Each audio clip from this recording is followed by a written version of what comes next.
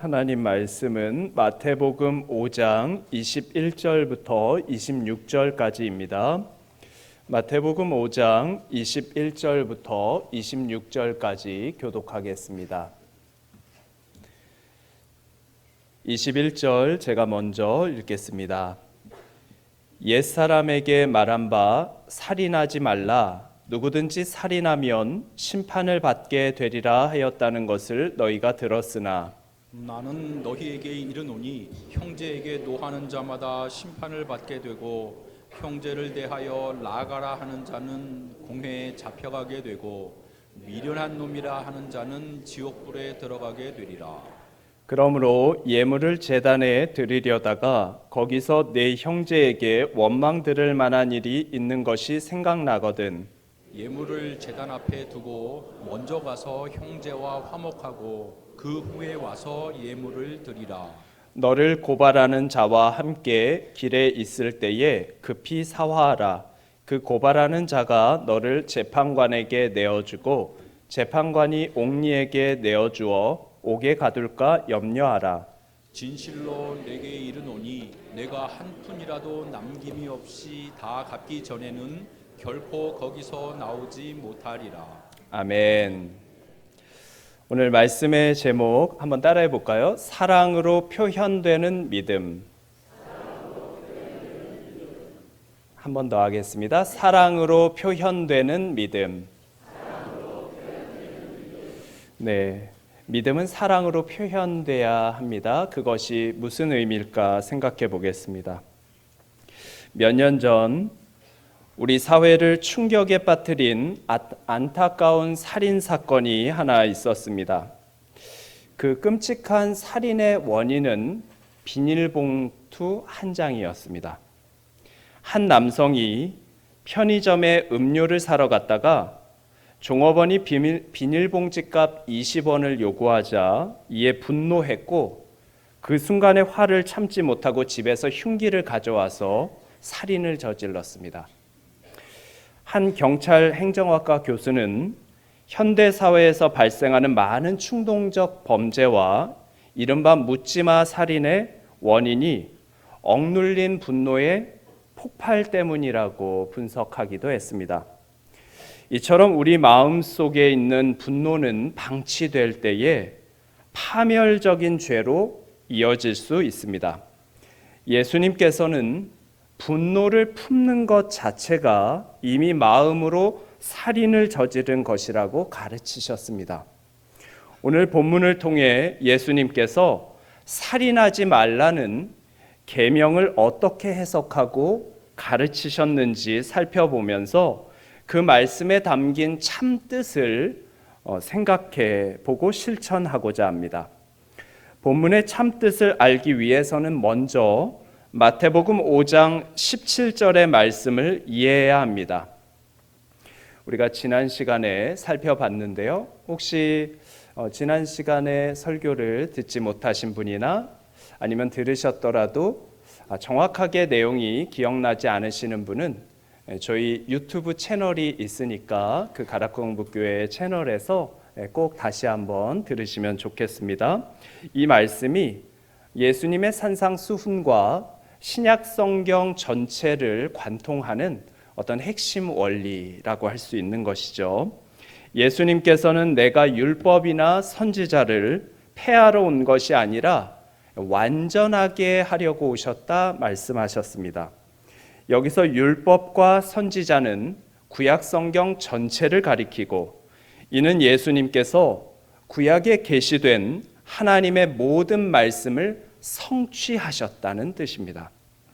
구약을 성취하신 예수님은 우리가 어떻게 구약의 말씀을 지켜야 하는지 알려주셨습니다. 특히 5장 오늘 본문 21절부터 48절까지는 구약 율법 중에 6가지 예를 들어서 천국 백성이 그 말씀을 어떻게 삶으로 실천해야 하는지를 가르치셨습니다. 그 6가지 가르침 중 첫 번째가 오늘 본문에 나오는 살인하지 말라는 계명입니다. 21절은 옛사람에게 말한 바라고 시작합니다. 여기서 옛사람이란 오래전의 사람이란 뜻이고, 지금 예수님이 가르치시는 내용이 구약의 십계명과 율법에 기록된 말씀과 관련되어 있으므로 이 옛사람은 십계명과 율법을 하나님께로부터 받은 누구겠죠? 모세를 가리킵니다. 모세는 시내산에서 하나님께로부터 십계명이 담긴 두 돌판을 받아 내려와 이스라엘 백성에게 그것을 가르쳤습니다. 그중 6번째 계명이 살인하지 말라였습니다. 예수님은 살인하지 말라는 이 계명에 담긴 참된 의미를 어떻게 가르치고 계신가요? 구체적으로 예수님은 22절에 살인에 해당하는 죄 3가지와 그에 따른 형벌 3가지를 말씀하십니다. 유념하면서 같이 읽으면 좋겠습니다. 22절 같이 읽을게요. 나는 너희에게 이르노니 형제에게 노하는 자마다 심판을 받게 되고 형제를 대하여 나가라 하는 자는 공회에 잡히게 되고 미련한 놈이라 하는 자는 지옥불에 들어가게 되리라. 아멘. 첫 번째 살인에 해당하는 죄를 예수님이 무엇이라고 말합니까? 형제에게 노하는 것, 즉 화를 내는 것이고 그에 대한 형벌은 무엇이죠? 심판을 받게 된다입니다. 성경은 화를 내는 것이 하나님의 의를 이루지 못한다라고 증거합니다. 야고보서 1장 20절 읽어주세요. 야고보서 1장 20절. 사람의 성내는 것이 하나님의 의를 이루지 못함이니라. 네, 성내는 것, 즉 화내는 것이 우리가 어떻게 보면 쉽게 생각할지 모르지만 성경은 하나님의 의를 이루지 못한다라고 말했습니다. 그래서 야고보서에는 화내기를 더디하라라고 교훈합니다. 여기 같이 읽어볼까요? 야고보서 1장 19절 함께 읽겠습니다. 내 사랑하는 형제들아 너희가 알거니와 사람마다 듣기는 속히 하고 말하기는 더디하며 성내기도 더디하라. 아멘. 듣는 거는 속히 하라. 다른 사람이 말하는 것은 듣기를 빠르게 하라는 것이고요. 자기가 말할 때는 내 입장만 요구하는 것이 아니라 더디하고 성내는 것도 더디하라라고 말합니다. 화가 날 때 그것을 즉시 쏟아내지 않고 인내하면서 얼마간이라도 시간을 보내면 감정에 휩쓸려서 잘못 판단하고 행동하는 것을 막을 수 있습니다. 시간이 흐르면서 처음에는 상대방의 잘못만 보였는데 이제는 자신의 문제도 볼 수 있게 되는 거죠. 무엇보다 분노하는 것이 하나님의 의를 이루지 못한다는 것, 그리고 세상의 소금과 빛으로 부름받은 성도의 행할 본이 화를 내는 것이 아니라는 것을 깨닫게 되는 시간을 가질 것입니다. 야고보서 1장 19절은 우리에게 듣기는 속히 하고 말하기는 더디하며 성내기도 더디하라라고 명령합니다. 그러나 오늘 우리의 삶을 돌아보면 어떻습니까? 남의 말을 속히 듣는 것이 아니라 더디게 듣거나 아예 들으려고 하지 않는 우리의 모습 아닌가요? 내 말은 신중하게 하고 더디하는 것이 아니라 빨리 하고 또 성내는 것도 더디게 곧 깊이 생각해보고 인내하기보다는 즉각적이고 불같이 표출하는 그러한 모습이 우리가 아닌가 돌아봐야 하겠습니다. 예수님은 형제에게 노하는 자마다 심판을 받게 될 것이라고 말씀하셨습니다. 노하는 자마다라고 했으니까 이 말씀은 어떤 예외도 누구에게도 예외를 두지 않겠다는 것입니다. 우리가 대수롭지 않게 여기는 마음의 분노, 제어하지 않고 쏟아낸 그 혈기에 대해서 예수님은 이미 살인한 것이라고 말씀하시는 거죠. 본문 22절에서 예수님이 말씀하신 두 번째 살인에 해당하는 죄는 무엇이죠? 형제에 대하여 라가라 하는 것이고 그들은 어떻게 됩니까? 공회에 잡히게 된다라고 하셨습니다. 라가는 예수님 당시 유대 사회에서 상대방을 비난하는 말로 바보, 머리가 빈 자, 쓸모없는 인간 이런 뜻입니다. 첫 번째 경우가 형제에게 화를 내는 잘못이었다면 이번에는 말을 통해 형제에게 상처를 주는 죄를 다루고 있습니다. 이러한 자는 공회에 잡히게 된다 했는데 공회는 당시의 유대인의 법정이었습니다. 사내드린이라고 하는 언어 생활은 신앙이 없는 사람들에게도 중요하게 생각되는 덕목 중 하나입니다. 말의 신중함을 강조하는 격언이 한국에 많이 있죠. 낱말은 새가 듣고 반말은 쥐가 듣는다. 발 없는 말이 천리를 간다. 칭찬하는 말은 고래도 춤추게 한다. 말 한마디로 천냥빚을 갚는다 등 많은 말에 대한 교훈이 있습니다. 성도의 언어 생활은 매우 중요합니다. 성도의 말에 힘이 있습니다. 성도가 구하는 것은 하나님께 구하면 그게 무엇이 되죠? 기도가 되고 하나님께 드리는 노래는 무엇이 됩니까? 찬송이 됩니다. 그런데 성도에게서 다른 사람을 험담하고 상처 주는 말이 나온다라면 그것이 얼마나 두려운 일이겠습니까? 성경은 우리가 말한 것에 대해서 심판받을 것이라고 경고합니다. 읽어주세요. 마태복음 12장 36절 37절. 내가 너희에게 이르노니 사람이 무슨 무익한 말을 하든지 심판날에 이에 대하여 신문을 받으리니 내 말로 의롭다함을 받고 내 말로 정죄함을 받으리라.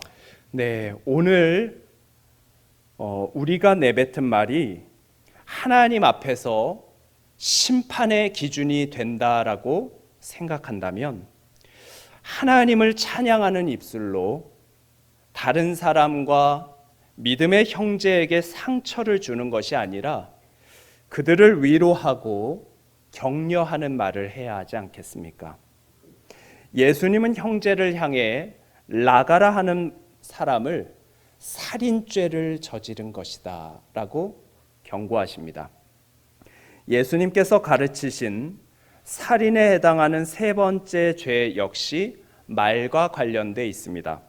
22절 마지막 부분에 예수님이 어떤 자가 살인에 해당하는 죄를 저지른 자라고 합니까? 미련한 놈이라고 하는 자, 그리고 그런 자는 어떤 형벌을 받습니까? 지옥불에 들어가게 되리라 하셨습니다. 당시에 미련한 놈이라는 표현은 매우 모욕적인 표현이었습니다. 예수님은 이러한 말을 하는 자가 받을 형벌로 지옥불에 들어간다라고 하셨는데 이것은 종말에 임할 영원한 형벌 지옥의 그러한 모습을 의미합니다. 예수님은 살인에 해당하는 죄들을 말씀하시면서 그에 따른 형벌의 수위를 점점 높여가고 계십니다. 첫째는 뭘 받는다 그랬죠?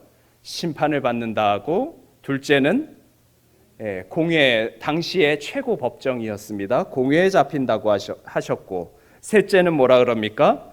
지옥불에 들어간다고 점진적으로 경고하고 계십니다. 이러한 점층법은 마지막에 강조점이 있습니다. 즉 미련한 놈이라고 말하는 자, 그에게 지옥불에 들어갈 것이다 말씀하시는 거죠. 그런데 형제를 향해서 미련한 놈이라고 말하는 것이 심각한 죄죠. 그런데 지옥불에 들어간다는 것은 지나치지 않습니까? 그럼 예수님이 사실과 다른 말씀을 저희에게 가르치시는 것입니까? 천국과 지옥으로 가는 여부는 믿음으로 결정됩니다. 성경은 예수 그리스도를 구주로 믿는 믿음 외에 하나님의 자녀가 되고 영생을 얻는 다른 길이 없다고 분명하게 증거합니다. 그렇다면 왜 예수님께서는 분노하는 것과 모욕의 말을 지옥불에 떨어질 죄라고 말하는 것일까요? 여기에 대한 해답이 갈라디아서의 한 구절에 나와 있는데, 물론 다른 데도 있겠지만 이 구절이 우리에게 중요한 힌트를 줍니다. 이 말씀은 우리가 같이 읽고 외우기도 했으면 좋겠습니다. 갈라디아서 5장 6절 같이 읽겠습니다. 그리스도 예수 안에서는 할례나 무할례가 효력이 없되 사랑으로서 역사하는 믿음뿐이니라. 아멘. 유대인들은 할례가 매우 중요한 하나님의 백성된 표였습니다. 할례를 꼭 행해야 된다라고 말하는 거죠. 그러나 당시에 무할례자, 즉 이방인들도 많이 예수님을 믿고 교회의 일원이 되었습니다. 그런데 사도 바울은 그리스도 예수 안에서는 할례나 무할례가 효력이 있는 것이 아니다 라고 말하면서 무엇이 있다라고 말합니까? 사랑으로서 역사하는 믿음뿐이니라 말씀하십니다. 여기서 사랑으로서 역사하는 믿음은 영어 성경 NIV에 보면 faith expressing itself through love라고 되어 있습니다. 이것을 한국어로 옮기면 사랑을 통해 표현되는 믿음. 다시 말하면 오늘 제목이 뭐였죠? 사랑으로 표현되는 믿음이라고 할 수 있고, 즉 이것은 믿음이 반드시 사랑으로 표현되어야 한다는 것입니다. 다시 말하면 사랑하지 않는 사람은 무엇이 없다는 거죠?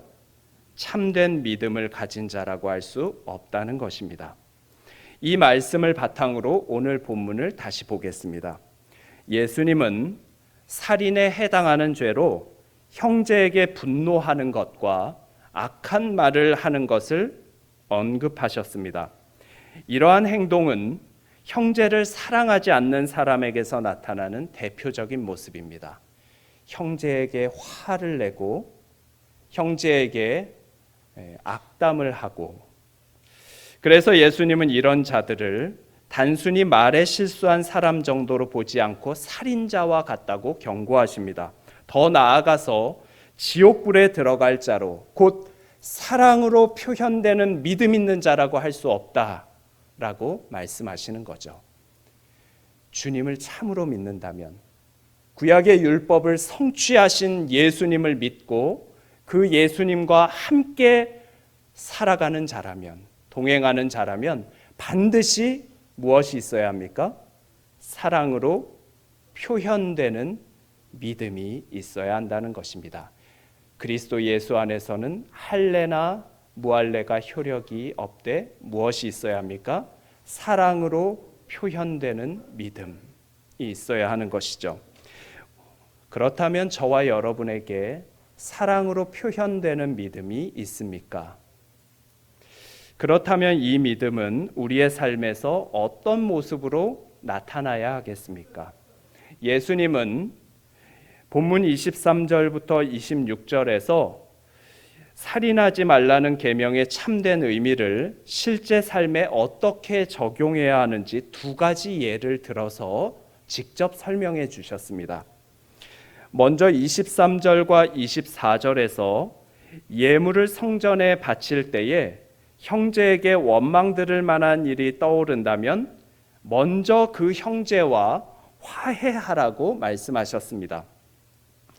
21절과 연결해 보면 형제에게 화를 냈거나 비난하는 말을 한 그런 경우 있다면, 그런 경우가 생각난다면 하나님께 예물 드리기 전에 앞서서 그 형제에게 찾아가서 용서를 구하고 화해하라는 것입니다.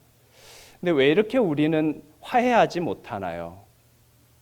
왜 조금만 나에게 잘못하는 사람이 있으면 화를 내고 심한 모욕의 말을 하고 비난하고 있습니까?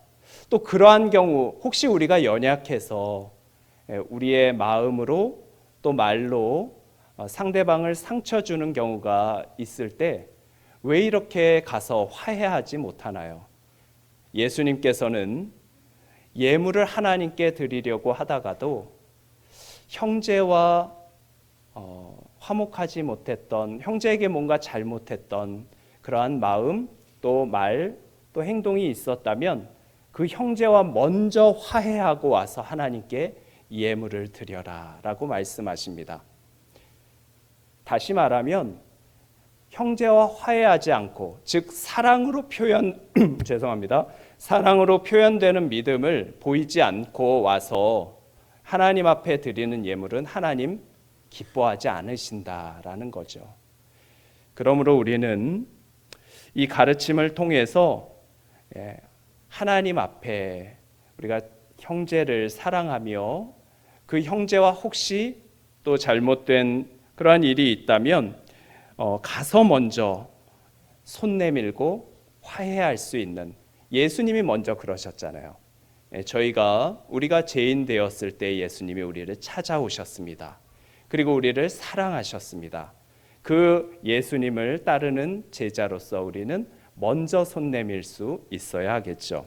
예수님은 살인하지 말라는 참된 의미를 성도의 삶에서 실천하기 위한 두 번째 예를 25절과 26절에서 가르치셨습니다.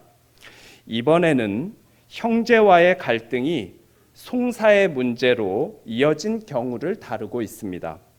앞서 23절과 24절에서는 예수님의 교훈을 듣는 제자들이 화해를 시도해야 하는 주체라고 한다면 25절과 26절에서는 그들이 송사를 당해서 법적 위험에 처한 사람으로 묘사됩니다. 예수님은 송사하는 자와 함께 길에 있을 때 속히 화해하라라고 말씀하셨습니다. 만일 화해하지 않으면 상대가 재판관에게 넘기고 재판관은 관예에게 넘겨서 결국 옥에 갇히게 될 것을 말씀하셨습니다. 그리고 결국 재판에서 유죄 판결을 받게 되면 그 형벌을 온전히 감당해야 함을 말씀하셨습니다. 예수님께서 살인하지 말라는 계명을 설명하면서 송사의 문제를 왜 예로 들으셨을까요? 그 이유는 그 가르침이 23절과 24절에 말씀하신 교회 안의 형제 관계에만 제한되지 않기 때문입니다. 이는 믿음의 공동체 밖에서 만나는 다양한 사람과의 관계에도 적용되는 것이죠. 믿는 자는 믿음의 형제에게 분노하거나 상처 주는 말을 하지 않아야 합니다. 뿐만 아니라 모든 인간 관계에서 다툼과 송사의 원인이 되는 삶으로부터 떠나야 하는 것이죠. 그리고 그들에게도 먼저 손을 내밀어 줘야 합니다. 예수님께서는 마태복음 5장 13절부터 16절까지 성도를 세상의 소금이라고 하셨고 세상의 빛이라고 하셨습니다. 예수님은 성도를 교회의 소금과 빛이라고 하지 않으셨고 세상의 소금과 빛이라고 하신 것이죠. 즉 우리는 세상 가운데에서 믿음의 향기와 맛을 드러내야 하고 세상 가운데에서 예수 그리스도의 빛을 비추어야 합니다. 그러므로 우리는 살인하지 말라는 계명의 참된 의미를 따라서 믿음의 형제를 먼저 사랑해야 하겠고 믿지 않는 사람들과의 관계 속에서도 사랑으로 표현되는 믿음을 실천해야 할 것입니다. 믿음의 형제에게부터 하지 못한다면 우리가 어떻게 세상에 나아가서 사랑으로 표현되는 믿음을 행하겠습니까? 옆에 계신 분들, 우리 믿음의 공동체 안에서 분노하고 말로 상처 주는 것이 아니라 위로하고 아껴주며 서로 기도하는 우리가 되어야 하지 않겠습니까? 주님이 먼저 그렇게 하신 것처럼 우리도 주님의 사랑을 표현하는 믿음 갖기를 주님의 이름으로 축복합니다. 말씀을 맺겠습니다. 예수님은 구약의 말씀을 완전하게 하신 분, 곧 율법을 성취하신 분입니다. 그러므로 우리가 예수님을 믿을 때 비로소 하나님의 말씀을 바르게 순종할 수 있습니다. 예수님을 믿지 않는 자는 그 믿음이 없기 때문에 온전히 하나님의 말씀을 실천할 수 없는 것이죠. 그러나 임마누엘 되시는 주님과 함께하는 우리는 실천할 수 있습니다. 예수님께서는 자신이 성취하신 살인하지 말라는 계명 속에 담긴 참된 뜻을 가르쳐 주셨는데 그것은 사랑으로 표현되는 믿음을 가지라는 것입니다. 고린도전서 13장은 사랑에 대한 중요한 교훈을 담고 있어 흔히 사랑장이라고 불립니다. 특히 4절부터 7절에서는 사랑이 무엇인지 그리고 무엇이 사랑이 아닌지에 대해서 15가지로 설명합니다. 고린도전서 13장 4절부터 7절에 무엇이 사랑이라고 하나요? 또 무엇은 사랑이 아니라고 합니까? 15가지 생각하면서 같이 읽겠습니다. 고린도전서 13장 4절부터 7절까지 함께 읽겠습니다. 사랑은 오래 참고 사랑은 온유하며 투기하는 자가 되지 아니하며 사랑은 자랑하지 아니하며 교만하지 아니하며 무례히 행치 아니하며 자기의 유익을 굳이 아니하며 성내지 아니하며 악한 것을 생각지 아니하며 불의를 기뻐하지 아니하며 진리와 함께 기뻐하고 모든 것을 참으며 모든 것을 믿으며 모든 것을 바라며 모든 것을 견디느니라. 아멘. 여기 4절부터 7절까지 말한 사랑에 대한 15가지는 모두 형용사가 아니라 동사이고 모두 현재형으로 기록되어 있습니다. 즉 동사로 쓰여서 성경이 말하는 사랑이 단순한 감정에 머무는 것이 아니라 실제로 행동으로 나타나야 함을 보여주는 것이죠. 그리고 현재형은 성도의 사랑이 한 번의 행위가 아니라 지속적으로 실천되어야 함을 보여줍니다. 성도는 사랑으로 표현되는 믿음이 있는 사람입니다. 우리는 얼마나 사랑을 실천하며 살아가고 있습니까? 사랑은 오래 참고 온유합니다. 자랑하지 않고 교만하지 않습니다. 자신의 유익을 구하지 않으며 성내지 않습니다. 불의를 기뻐하지 아니하고 진리와 함께 기뻐합니다. 또한 사랑은 모든 것을 참으며 모든 것을 믿으며 모든 것을 바라며 모든 것을 견딥니다. 프랑스의 기독교 화가이자 판화가인 조르주 주오는 불쌍히 여기소서라는 뜻의 미제레레라는 작품을 남겼습니다. 이 판화에는 미제레레라는 제목과 함께 향나무는 자기를 찍는 도끼날에도 향기를 묻힌다라는 부제가 붙어 있습니다. 이 말은 자신에게 아픔과 상처, 심지어 죽음까지 안겨주는 도끼일지라도 그 도끼날에 독을 묻히는 것이 아니라 오히려 향기를 남기는 향나무와 같이 예수님께서 자신을 멸시하고 죽이려는 자들까지 용서하고 사랑하셨다는 의미를 담고 있습니다. 우리도 다른 사람에게 상처를 주지 않으며 살아갈 수 있다면 얼마나 좋겠습니까? 나를 찍으려는 도끼날이 있다 할지라도 오히려 그 도끼날에 향기를 남기셨던 예수님과 같이 말입니다. 갈라디아서 5장 6절 그리스도 예수 안에서는 할례나 무할례가 효력이 없되 무엇뿐입니까? 사랑으로서 역사하는 믿음뿐이니라. 성도는 사랑으로 표현되는 믿음이 있는 자들입니다.